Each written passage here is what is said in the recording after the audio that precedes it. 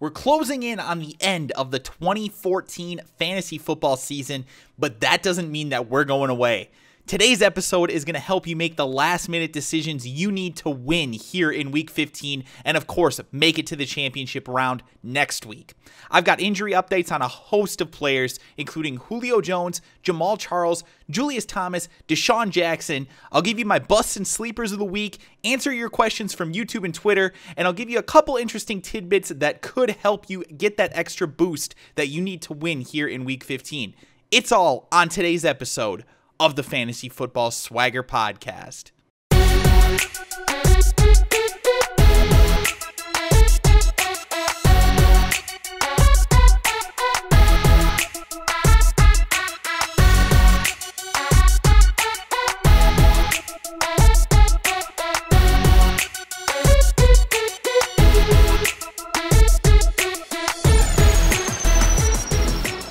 What is up, everybody? Welcome to the Fantasy Football Swagger Podcast. I am your host, Nick, also known as Kliquid, and I'm here twice a week, every week, to answer your questions and give you the advice that you need to win your fantasy football leagues. Guys, it's Football Sunday, and I've got some injury updates for you. Some players that are players that are normally going to be in your fantasy lineups, but definitely ones that we need to pay close attention to today prior to the games. And we're going to start things off right off the bat. Julio Jones. Guys, I'm hearing that he could play today, but if he does, he will be primarily used as a decoy. He is up against the Pittsburgh Steelers. This should have been a good matchup for Julio Jones. He had a ridiculous game on Monday night. Personally saved me from being eliminated in the playoffs in one of my leagues with that monster game. I ended up winning by like 4 points, so I cannot forget Julio Jones. This guy was an absolute beast this past week. Sucks that we should not be playing him in our lineups this week, but what I will tell you guys is that this does give a slight boost to Roddy White. It also gives a slight boost to Harry Douglas, and guys, I think that both of them could potentially be solid plays this week for fantasy football. I don't love Harry Douglas as being a wide receiver too, but if you can sneak him in there in a flex in a PPR format, I think that he could end up giving you some solid production this week. The Steelers don't have a great pass defense. I don't love Matt Ryan, by the way, this week, just because Julio Jones is going to be out. I think these two individual players could each have solid games, but I'm not expecting Matt Ryan to come out there and throw for 400 yards and 3 touchdowns or anything like that. So I have him as a low-end QB1 or a high-end QB2 potentially. I don't love him this week. He's not the worst option that you have out there, but I definitely think you could probably find better options for most people this week. Next on the list, Jamal Charles, who will be up against the Oakland Raiders. He is suffering from a swollen knee. He has practiced this week, though, and is expected to play. This is a must-win game for the Kansas City Chiefs, so Jamal Charles is expected to get a big workload today as long as he's healthy. Obviously, you want to pay attention to what happens here as the game is about to start, but I do think Jamal Charles should be out there, and of course, if he is out there, he should be in your lineup.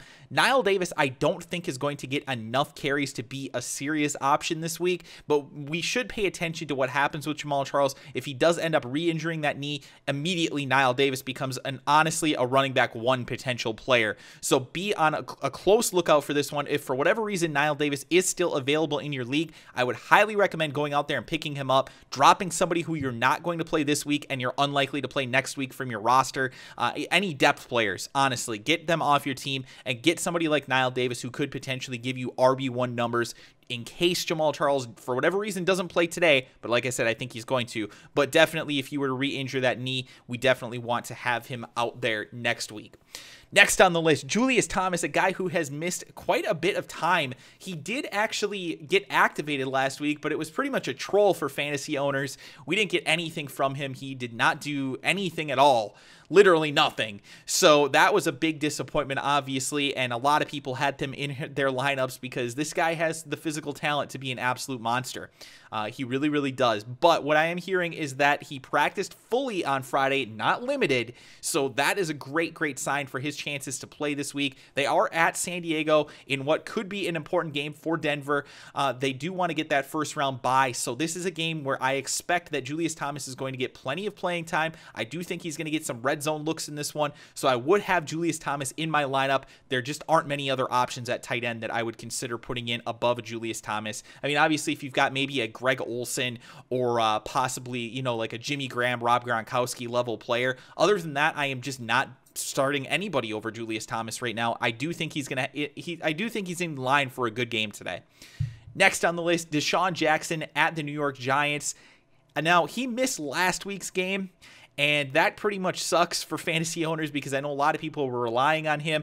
Thankfully, if you listen to the podcast, I did suggest that he would probably be out last week. And then even if he did play, I didn't like him as a fantasy option next week or this past week. So I am going to go with that same idea this week. He's really not a great fantasy option, even if when he's fully healthy. This is a guy who is very, very inconsistent. He puts up good games from time to time, but he also has those complete duds. And then the other thing, of course, is that Colt McCoy's at quarterback right now. This is not an offense that's putting up good points. They just aren't. I mean, not that the Giants' defense is anything spectacular by any means, but I will tell you this. When a guy is injured and he relies on his speed as much as Deshaun Jackson does, and it's a lower leg injury that's causing him problems, I don't like those combinations of things. I just really don't. I would not play Deshaun Jackson today. I have him outside of my top 30 this week at wide receiver, even if he does play, because he's going to probably be limited, and I do think that he's going to be hobbled. So I just wouldn't put Deshaun Jackson in my lineup this week. He's just not a great option. One guy I would put in my lineup this week, though, CJ Anderson against the San Diego Chargers. We mentioned that they were playing with the Julius Thomas mention, but what I will tell you is that this guy has been battling an ankle injury, but it is a minor ankle injury, and he is fully expected to play today. Monty Ball has been ruled out for the season, by the way, but Ronnie Hillman could be back today, so we should keep an eye on that. I will tell you this much, though. I think CJ Anderson's going to hold on to this job even after Monty Ball comes back and is at full strength. CJ Anderson has been an absolute monster for fantasy owners. He has been unbelievable, and not just for fantasy owners. The Broncos see it too. Peyton Manning's been talking this guy up, and he's getting him the ball at the goal line. Peyton Manning was extremely unselfish this past week. He did not throw for a single touchdown, but CJ Anderson rushed for 3 touchdowns. So what does that tell you? This guy is definitely one of the best fantasy football options out there. The Chargers aren't a particularly great defense. I'm not worried about Juwan Thompson. I'm not worried about Ronnie Hillman. I think that CJ Anderson is an RB1 option this week, so definitely get him into your lineup like you have been the past couple of weeks. Now, Julian Edelman and the Brandon LaFell for the New England Patriots are both listed as questionable as the team goes up against the Miami Dolphins today. Both players are expected to play, but we don't know exactly what level they're going to play at. Now, Edelman has been very, very good for PPR owners. He has 40 receptions over his past 5 games. That's an 8 reception per game average over his past 5 games.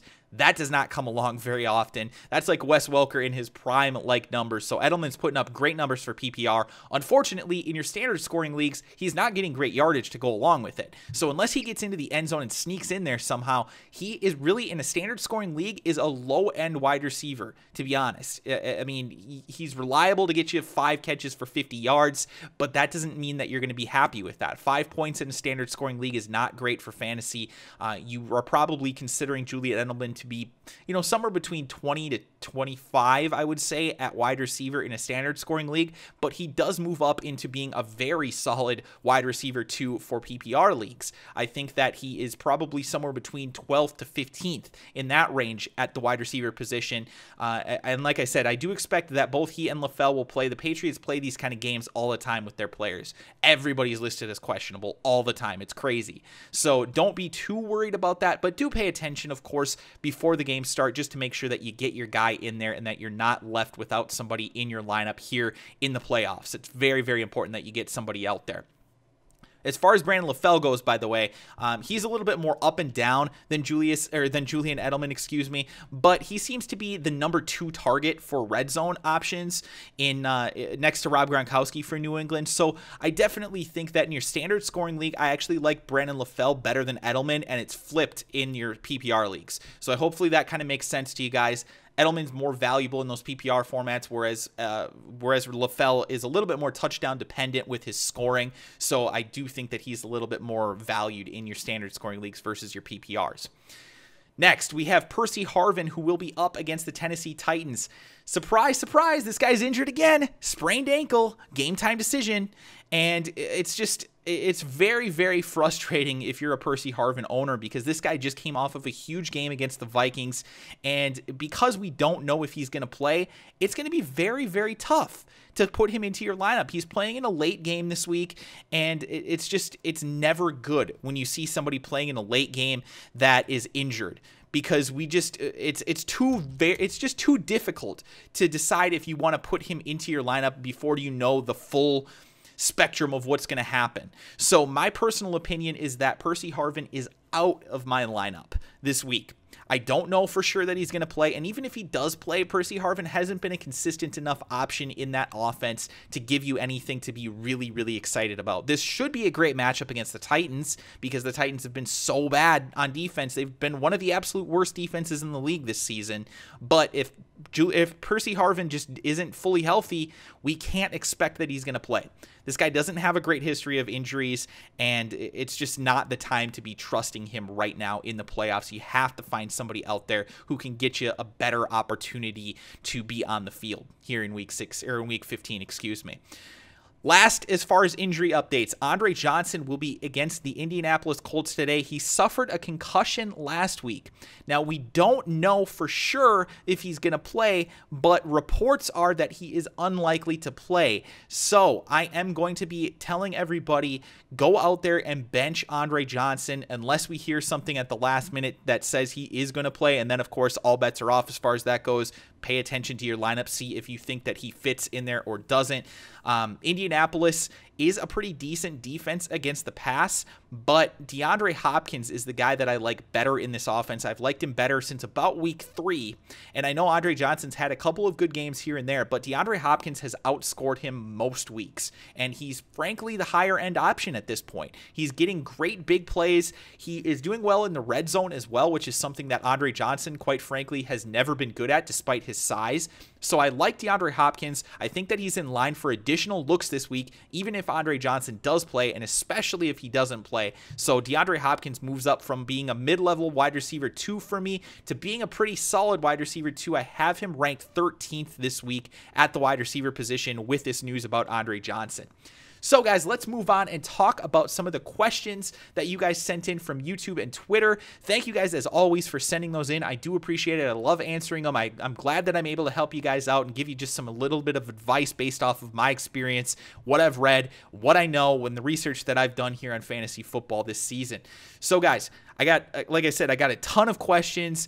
Unfortunately, I'm not going to be able to answer all of them on today's show, but what I will do is do my best to answer a few of the questions regarding the players that you guys asked most about. So the first one is going to be coming from Dream Team Sniping 20 on YouTube, and he asks, which 2 running backs should I start in a standard scoring league this week? And by the way, thank you for mentioning that it's a standard scoring league, so I can give you a very good opinion on that. That does change things greatly, especially with some of the players that you have here on this list. So the guys that he has: Mark Ingram, Alfred Morris, Andre Williams, Dan Herron. And again, these guys are all, and it's Boom Herron, if you're unaware who Dan Herron is, Boom Herron of the Indianapolis Colts. Guys, if you're in a standard scoring league, you do typically boost up a little bit the guys who don't catch as many passes versus what you see in your PPR leagues, which PPR is actually becoming, it's almost funny because we call standard scoring with no PPR, but it's funny because PPR, in my opinion, is almost becoming the norm at this point. You're seeing a lot of leagues go to that. Pretty much any league that has customized scoring at all is doing PPR. And really, it's just the leagues at this point that use the default Yahoo or ESPN scoring that are not doing PPR. And actually, I think that I want to say that Yahoo moved over to PPR this year. I don't play in any leagues that have just standard ESPN or Yahoo scoring, unfortunately, so it's hard for me to recall. But anyways, I'm kind of going off on a tangent here. But what I really want to talk about here is those 4 players and really analyze what we have here with those 4 guys: Mark Ingram, Alfred Morris, Andre Williams, and Dan Herron. So first, Mark Ingram. He was disappointing last week. He's been disappointing overall lately. The guy is not scoring touchdowns like he was earlier in the year. But I will tell you this. I think that has a lot to do with how the Saints have been playing as a team. They just seem very uninspired. They're not going to be in the playoffs this year unless some crazy scenarios play out. But what I will say is that I do think that he gets a little bit of a bounce back this week here against the Bears. The Bears have been not good at all on defense this season.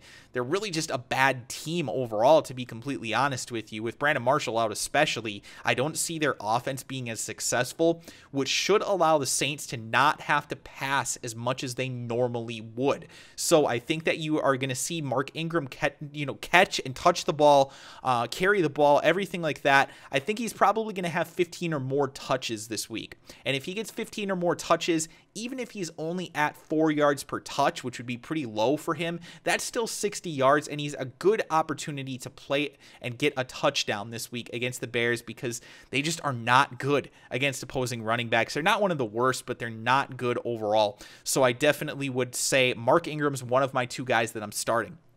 Now, the other guys, Dan Herron, still splitting carries with Trent Richardson out there in Indianapolis. The offense is good. It's one of the best in the league. But unless he's scoring touchdowns, his upside is limited because he's splitting carries and touches with Trent Richardson. Now, I understand he shouldn't be splitting those touches. Dan Herron is clearly outplaying Trent Richardson.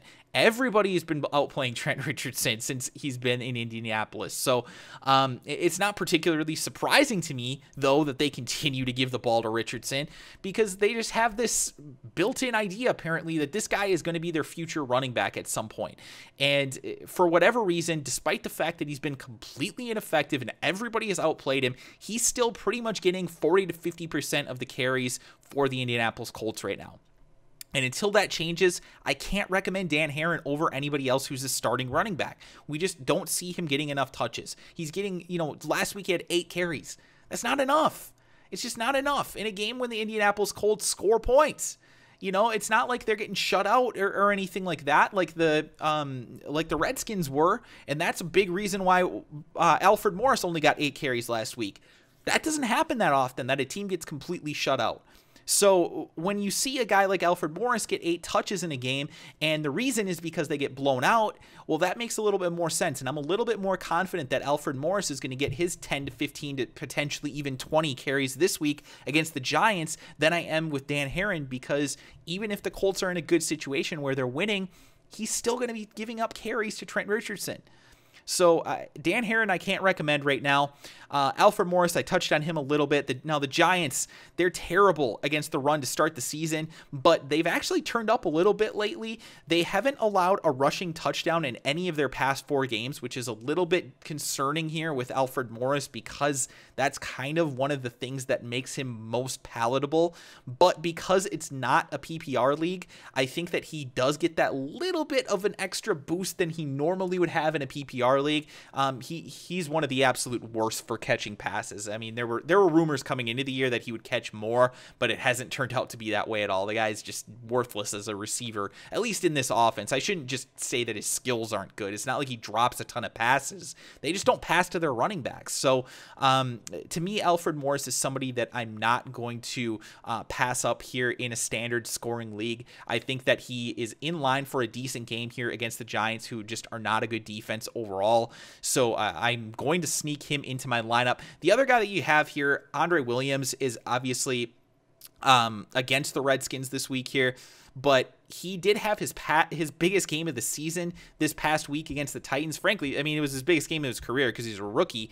And I like this guy coming into the year. I actually thought that by the end of the year, he could potentially steal the job from Rashad Jennings, but he had such a stretch in there when he had that opportunity with Rashad Jennings being injured where he was just completely mediocre. He wasn't doing anything at all effective for the Giants. So he pretty much lost out on that opportunity. And Rashad Jennings is, despite the fact that he was limited last week, we are expecting him to get more work this week. I don't still know that he's going to get his full amount of carries, but again, you're looking at a split carry scenario, probably in the best case.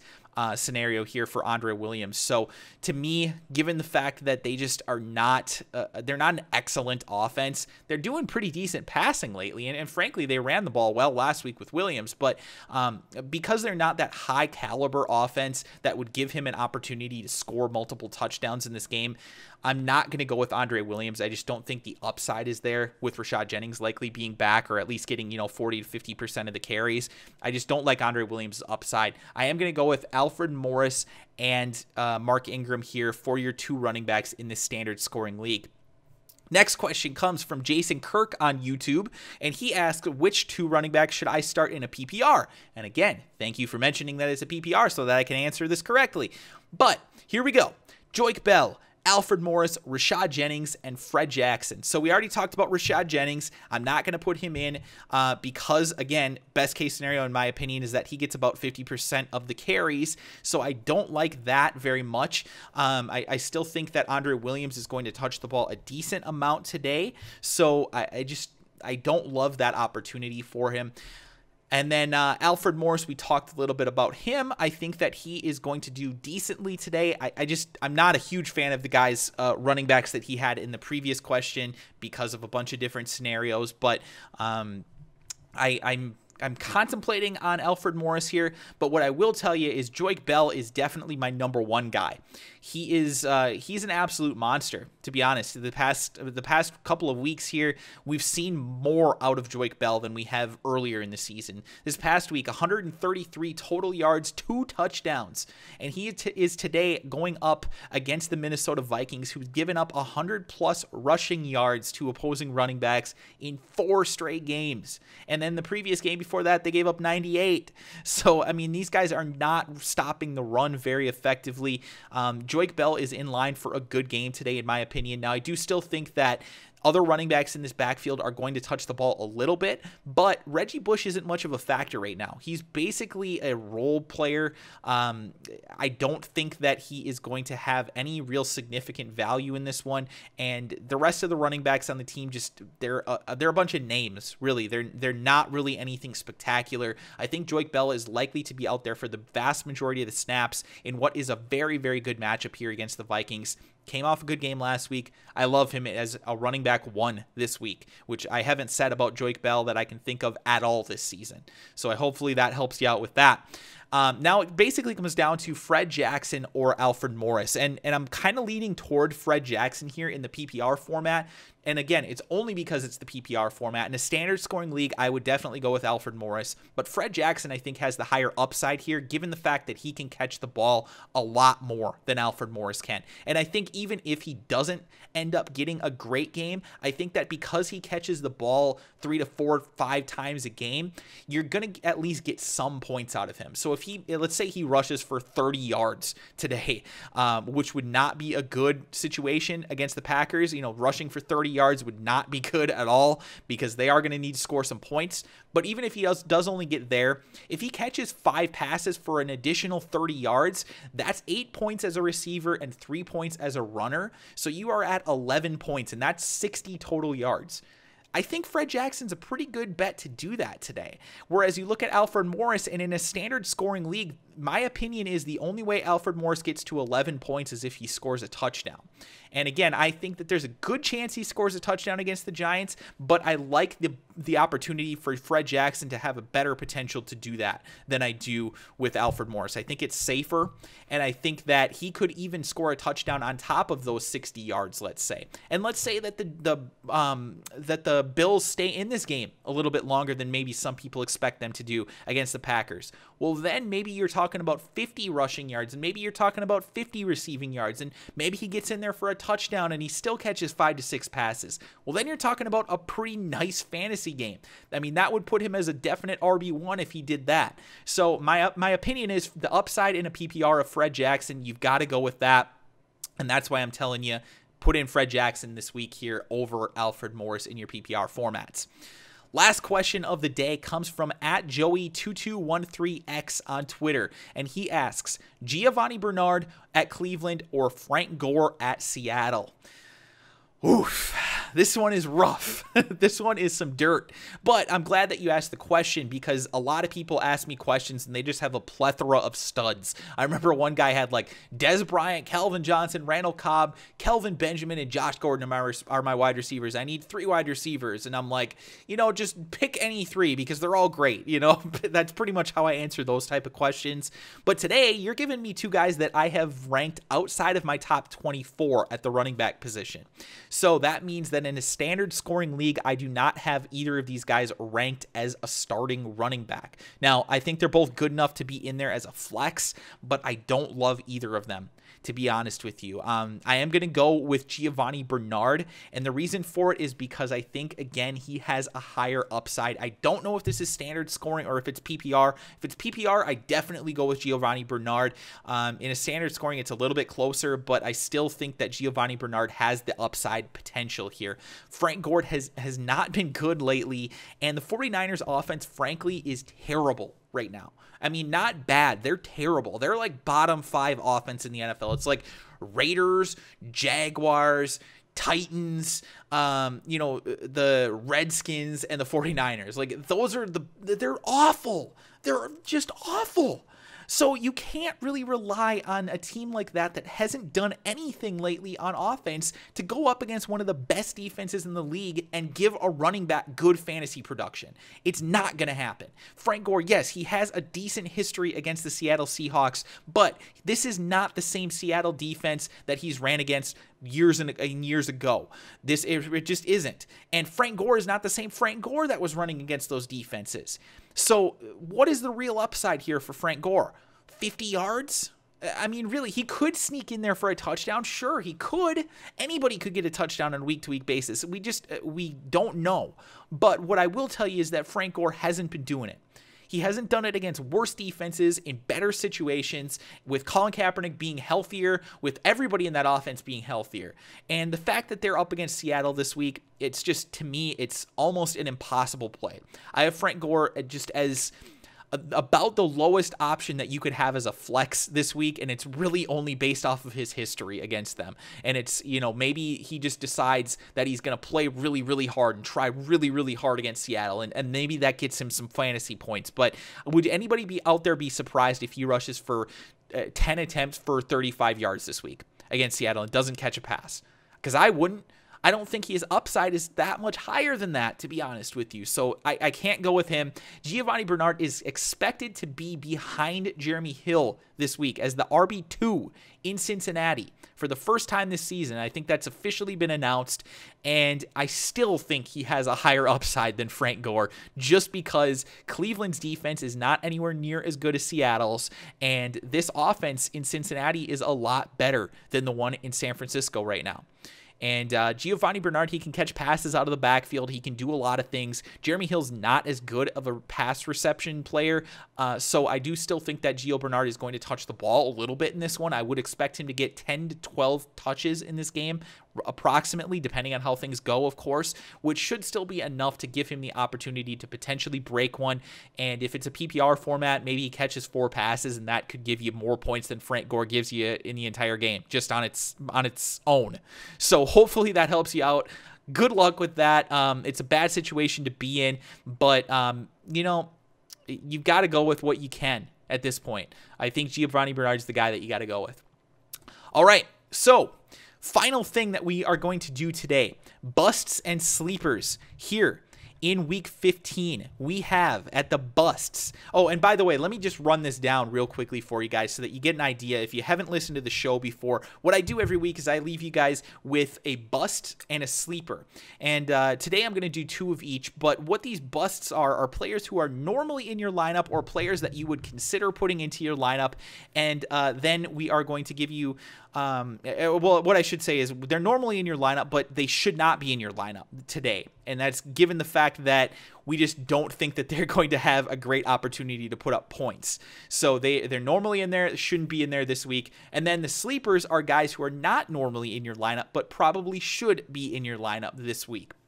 So I'm going to get things started with a big one, and that is Eddie Lacy of the Green Bay Packers, who had a solid game this past week against Atlanta. But he is somebody that I'm benching this week in a couple of leagues. Now, I understand there are not a lot of running backs out there that are going to be able to potentially give you the name value of an Eddie Lacy, but what I will say is that there are a lot of guys out there this week that I would certainly play over Eddie Lacy. I mentioned Joique Bell, obviously. I think he's a great option this week. I would play Dan Herron above him. I would honestly consider playing Andre Williams above Eddie Lacy this week. And I know that sounds absolutely crazy, but this is not a good situation right now for Eddie Lacy. I do not like the situation against the Buffalo Bills in Buffalo. And I understand Green Bay's offense, they've been matchup proof. They have destroyed just about everybody. But Eddie Lacy has a hip injury that has him limited in practice. And the Bills have been very, very good on defense all season. So when you add those two things together, I don't love the upside here for Eddie Lacy. I think if the Packers do win this game, it's going to be with the arm of Aaron Rodgers, as it has been throughout most of the season. Eddie Lacy, frankly, has been a disappointment from a fantasy standpoint all year. He's been barely an RB1 in most games. He's had a couple of games where he's been an RB1, but for the most part, he's been an RB2. So when you look at it like that, when you see, in addition to the fact that he is normally an RB2 in fantasy this year, you knock that down, and now you've got a hip injury on top of it, and he's playing a good defense. It's not good. But then when I tell you this, that the team has basically confirmed that James Starks is going to get half of the touches this week, what does that tell you? James Starks was every bit as effective as Eddie Lacy last week, and he scored 2. So, I mean, this is not a good situation. Eddie Lacy, I think, is unlikely to get the ball 15 times today. I think that he'll probably touch the ball somewhere between 8 to 12 times. And although that could translate into a touchdown, it could also very easily translate into 40 yards. So to me, I'm not going to go with Eddie Lacy. I am going to bench him for a bunch of guys. Like I said, I have him ranked right now on my running back list for this week. Eddie Lacy is ranked 22nd. So there are a lot of guys out there that I would play above him. Fred Jackson, I mentioned him, putting him in there above him. Now, obviously, Eddie Lacy above Frank Gore and guys like that just, I don't think have any upside at all. I do think Eddie Lacy, of course, always has upside because it's the Green Bay offense, and they could get down to the 1-yard line 5 times, and he could rush for 3 touchdowns. So, I mean, there's always the possibility of that, but I don't love this situation. If you're in a situation where you've got a couple of guys who are borderline starters most weeks, I would probably consider putting them in over an Eddie Lacy. Your Jeremy Hills, they've got to be in there against an Eddie or over an Eddie Lacy. So hopefully that'll help you out. The other guys that I'm benching this week, this is kind of a trio of players. I'm basically benching almost the entire Miami offense. I'm benching Ryan Tannehill, Mike Wallace, and Jarvis Landry. And I know there's been some people that have talked about that this is a big game for Miami, and they want to go out here and get some wins, and they want to beat the Patriots and everything like that. Mike Wallace is talking in the media about how he wants to get a long touchdown this week. Well, you can want in one hand and you can crap in the other, and tell me which one gets filled first, because this team has not been completing deep passes this season. Mike Wallace is not the deep threat that he was in Pittsburgh. In Miami, he's had a couple throughout his season, or throughout his career in Miami, I should say, but not this year, and not with Ryan Tannehill at quarterback. And I understand Ryan Tannehill's got a big arm. He really does, but there's something not clicking between these two guys on the deep ball, and I don't know if it's timing, if it's that Tannehill's just not putting the right trajectory on the ball, whether it's Wallace is underrunning things, if he's overrunning things, or I don't know. It could be a wide variety of different things. It could be a combination of all those things, but they're not connecting on deep passes. The Patriots have been excellent against the pass all year.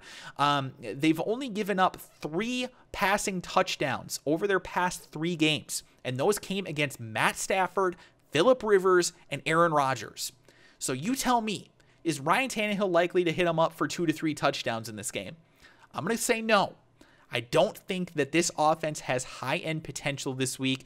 If I'm going to play anybody out of the offense, it's going to be Lamar Miller at running back. Jarvis Landry is likely to be targeted or covered, I should say, by Darrelle Revis throughout the day, is what I've heard from numerous reports. Now we've seen that that's the likely plan, which means to me that the Patriots are probably going to shade coverage deep on Mike Wallace on one side, and they're just going to say, Revis, you stick yourself on Jarvis Landry and you shut him down all day. So where do you go with the ball then? Maybe to Charles Clay, maybe. But other than that, there really aren't great options here for this offense. I don't like Ryan Tannehill. I don't like Mike Wallace. And I definitely don't like Jarvis Landry this week. This is a tough matchup against a good team that's playing very well and a team that, frankly, has owned Miami throughout most of the time that Tom Brady has been there. So this isn't a good time to start trusting the Miami passing game here in Week 15. So, we talked about the busts. Let's move on to the sleepers. These are a couple of guys that I think could be in your lineup that are not normally going to be in your lineup. And we're going to start things off with Chris Ivory as a running back against the Tennessee Titans. Now, I understand, Chris Ivory has been people's lineups a lot of the time. But what I will say is that if he's normally been a flex for you, I think you can be very confident to put him in as an RB2 this week. And then maybe you take another guy and bump him up, especially in PPR leagues. Maybe you bump up a wide receiver into that flex position and get yourself a couple of PPR points from that. But Chris Ivory this week, I have ranked as a very high-end RB2, a potential low-end RB1. The Titans have been atrocious on defense. We talked about this a little bit before. 951 yards and 8 rushing touchdowns over their past 6 games they've given up to opposing running backs. That is insane. I mean, those numbers are crazy high. If they did that over the course of a season, we would be talking about a 2,000-yard rushing team. I mean, almost a 3,000-yard rushing team that they've allowed. I mean, those numbers are ridiculously horrible. And I understand that Chris Johnson is going to be up against his former team. And you know what? In a flex situation, I don't mind even Chris Johnson this week. So you can sneak that one in there as an extra sleeper. I think Chris Johnson could get some carries in this one. I do think that the Jets are going to put up a decent number of points today. I think that this could be a high-scoring game. To be honest with you, it could be Jets-Titans for one of the higher scoring games of the week, and I think that would put a smile on a lot of people's faces from their fantasy point teams, or from their fantasy teams, I should say, as far as their point totals go. But from an NFL standpoint, I don't think a lot of people are thinking about this game as being one of the higher scoring potential ones. But yeah, both these defenses are bad, and this could be one of those ones where you see a lot of running from Chris Ivory, and even some rushing, like I said, from Chris Johnson. So, yeah, this is definitely an interesting matchup for those guys. Get them into your lineups if you can. Chris Johnson, I have ranked at about 26th right now at running back, just given the fact that we don't know how many carries he's going to get. I mean, a lot of people say, you know, anytime that a guy goes up against his former team, oh, he's going to want to touch the ball. Well, he can want to touch the ball as much as he wants, but at the end of the day, it's not his decision. The coaching staff has to make that decision. So unless they're going to be feeding him the ball, which they might, but most likely it's going to be Chris Ivory, the guy who's gotten the ball most of the season. Now, the other guy that I have is my sleeper, Donte Moncrief, up against the Houston Texans. Reggie Wayne has been battling a triceps injury. We don't know if he's going to play. He's about 50-50 right now as of the time that I'm recording this podcast. So given that fact, and given the fact that even if he does play, we don't know how effective he's going to be, if he's going to play every snap, anything like that, this is a great matchup for Donte Moncrief. The Texans are absolutely awful against opposing wide receivers. They've given up the most receptions in the league to the position and 18 receiving touchdowns to wide receivers on the year. Crazy high numbers, guys. They haven't held a single group of wide receivers under 100 yards on the year in a game. So that means that you have T.Y. Hilton as a potential wide receiver 1 this week. He's been a wide receiver 1 most of the year, of course. But T.Y. Hilton could have a monster game this week. And I definitely like Moncrief as a sleeper in this one. He's had a couple of good games in a row. And I just think that when you see a type of offense like the Indianapolis Colts that just passes the ball so effectively and their running game hasn't been clicking, they could go out there and throw for 40, 45 passes this week. And if Donte Moncrief gets 10 of those targets, and even if he only catches 5 to 6 of the passes, that should be plenty good enough to make him at least a flex option, if not a wide receiver 2 for you. I would definitely look at Donte Moncrief as being an interesting sleeper this week if you're missing a Julio Jones or something like that, somebody that would normally be in your lineup and is out because of an injury this week. So guys, that is going to do it for today's show. Thank you guys so much for tuning in. I hope you enjoyed every minute of it, and I hope you learned something. If you did, please be sure to give this video a thumbs up and also click on the subscribe button below so that you can be updated when I put out the next episode. If you guys have any questions about your lineup for this week's games, please be sure to leave them in the comment section below, or of course you can tweet them to me at Kliquid TV, excuse me. I'll do my best to answer them before game time, of course. If I can't get to them, it's just because I'm too bombarded with other things, but I'm going to do my best to answer as many of them as I can in the comment section below too. If you guys want to drop your opinion on other people's questions, go ahead and do that. I love the interaction in the comment section. I'll answer, of course, any of the questions that I can, but it's always good to see other people helping out as well. So thank you guys for those of you who do that, and thank you for dropping the questions as well, guys. Hope you enjoyed the show. Good luck today. Thank you so much for listening, and I'll see you guys next time here on the Fantasy Football Swagger Podcast.